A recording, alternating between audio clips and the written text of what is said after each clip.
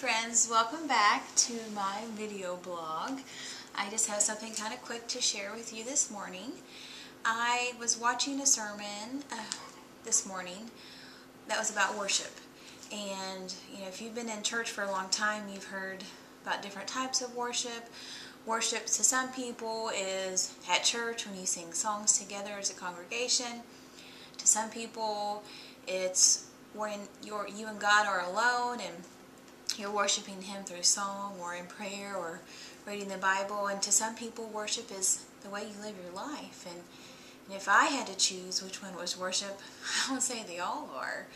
And I'm going to read something to you from the 4th book of Genesis. And when I heard this person preach this morning, it totally changed my perspective on how I saw the situation between Cain and Abel.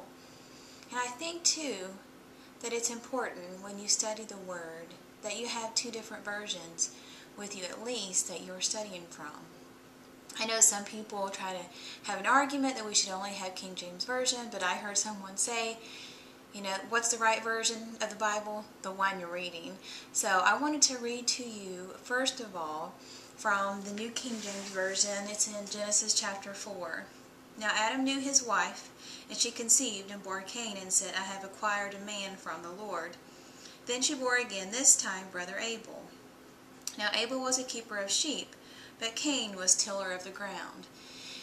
And when I hear that, I think, okay, so Abel took care of the animals, and Cain took care of the ground. And in that time of the Old Testament, as we went further in, what was sacrificed? And it was animals because of the blood that the animals shed.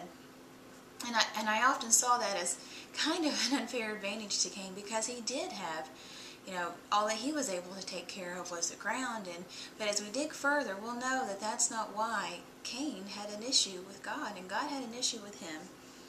Verse 3, And in the process of time it came to pass that Cain brought an offering of the fruit of the ground to the Lord. Abel also brought of the firstborn of his flock and of their fat. And the Lord respected Abel and his offering. But he did not respect Cain and his offering, and Cain was very angry. Now, when I used to hear this, I used to think, what's really wrong with what Cain did? Cain brought an offering. And I often heard people say that it was the motivation of his heart and the intent that he had, and that, Abel brought the firstborn, just like, when we give an offering to God, that's money and monetary value towards our tithes and offerings, we are to give of our first money that we have, say from our paycheck or whatever. And so I used to think I don't really fully understand what has happened here. And I want to read to you from the New Living Translation, which is actually one of my favorites. And I just want to read to you starting at verse 3. And it says, When it was time for the harvest, Cain presented some of his crops as a gift to the Lord. Abel also brought a gift, the best of the firstborn lambs from his flock. The Lord accepted Abel and his gift, but did not accept Cain and his gift. Now, what's the difference there? And this is what made it a revelation to me, and I guess it just another, way of me knowing that I'm a visual learner. We all learn things a different way, and I learn a lot more, it seems, when I see something and it's visual. And here's what I saw that was different. Cain gave some, or Cain gave some. When you look at these, you see just a normal word, some. When you look at this one, they're all in capital letters. So Abel gave his best. Cain gave some.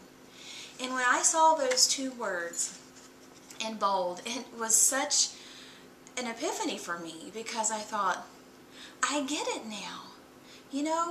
Cain came and he just gave a little bit. He didn't give his best. He gave some. And so now when I equate that to how we live our lives today, what is God wanting you to give? Does He want you to give some of your life? Does He want you to give Him some of your worship? Or does He want you to give the best of what you have? Does He want you to give best of your worship? And my guess, and is pretty right, I would say, is God wants you to give your very best. And that's big expectations. And sometimes I know life is hard and things happen and we don't understand. But there's one thing I know, is if I am giving my best to God, that He will reward me in a heavenly way. It doesn't mean in possessions or things like that, but His blessing, His favor will be on